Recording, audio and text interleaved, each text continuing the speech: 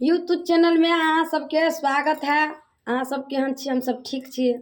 हम सब तो 2 दिन 4 दिन पर दाई बहिन बाबू भैया लम सब लम मिलिए रहे छी जे यूट्यूब चैनल में।